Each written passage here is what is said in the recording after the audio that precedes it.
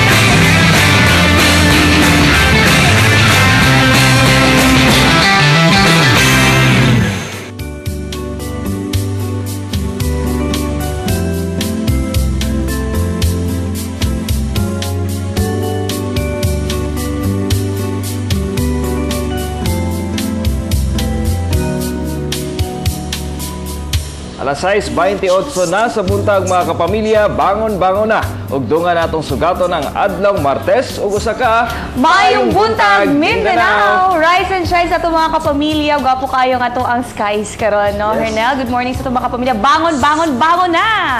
Ug kung kagahapon mga kapamilya medyo gloomy ang panahon, karon siguro murag ingon ana gihapon ang panahon ug atong gilauman nga unta musikat na kini si Haring Adlaw. kay para at least maayo atong morning ug syempre dili na ta mag-expect og mga siguro pag-ulan-ulan nga posibleng resulta sa pagbaha sa mga naakaron sa mga low-lying areas.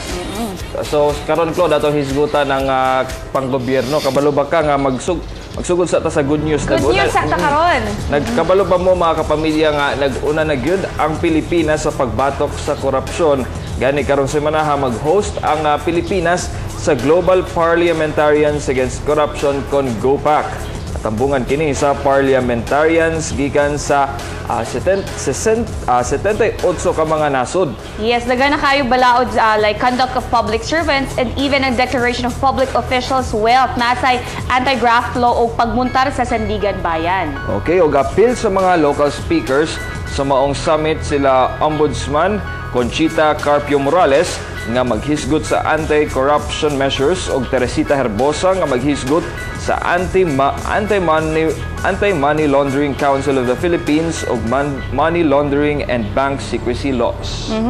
O kung good news ang imuhang sulti bago lang Hernel, karon medyo bad news lang no. Kaya sa mga motorista. Yes, sa mga motorista kayo sa atong mga commuter. Correct. Kay dagdag presyo na pod sa produktong petrolyo karong semana mga kapamilya ana sa 1 peso and 5 centavo kada litro ang itaas sa presyo sa gasolina samtang 25 centavos hangtod 40 centavos kada litro sa diesel ang itaas. Okay. So at least updated mo sa pagtaas karong semana sa petroleum products. Pero daghan gyud ang maapektuhan na Claude no, labi na mga motorista ug mga commuters. So ikaw nga nagiyaw sakyanan medyo dako na medyo makaapekto na benisimo ning pagtaas. Actually wala kay ko naapektuhan kay kuan dili man ko diesel o gasolina unleaded ko. So salamat. Pero syempre kato sa mga medyo apektado dapat mag-save gyud ta karong week para magdaginot gyud. Magdaginot. Labi na karon nga crisis. Crisis kayo. Pero syempre nagya po yung mga blessings no. Ayan pero niyan usab imong favorite breakfast. Sige ko pakutana ni usab ang favorite breakfast nimo. Ganahan ka mo kaunog sabaw. Pero wala ka dito bag si Francis dito bag. Segway gid. Dili sabaw syempre pwede gihapon pero the usual nga mga breakfast mo na tong ginakaon. Para sa mga kapamilya na ganahan mag-soup especially karong weather nato na medyo gloomy usa ka healthy recipe. Yes, ang ato nga tilawan ang potato cabbage soup kanato sa morning kusina.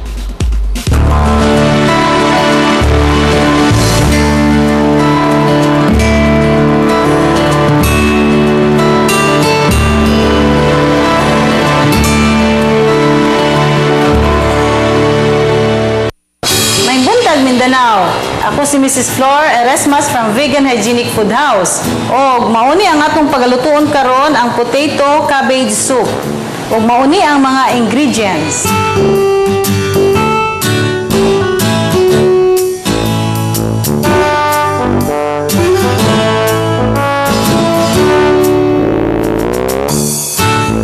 Og magsugod na ta sa atong pagluto.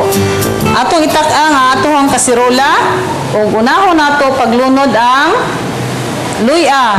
Aron ang luya maluto siya gamay og muhumot siya.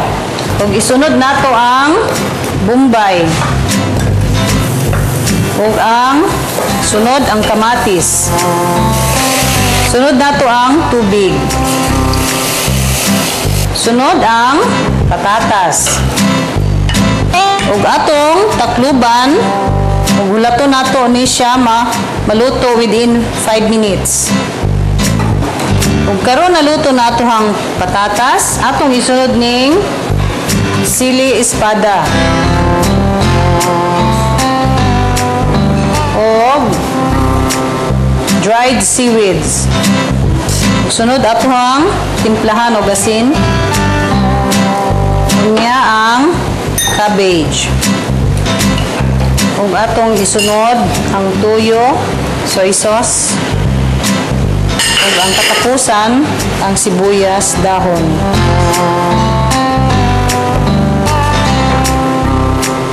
Nya kini ang atsal, katapusan para pang garnish niya.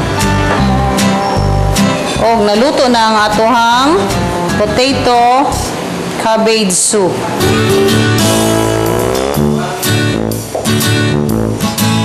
Ug mauna ni ang atong potato cabbage soup. Mukantidad lang ni og 65 pesos ug upat na katawo ang mga kaon niini. Ako si Mrs. Flor Eresmas from Vegan Hygienic Food House. For more cooking tips, tutok lang sa Morning Kusina sa Maayong Buntag, Mindanao.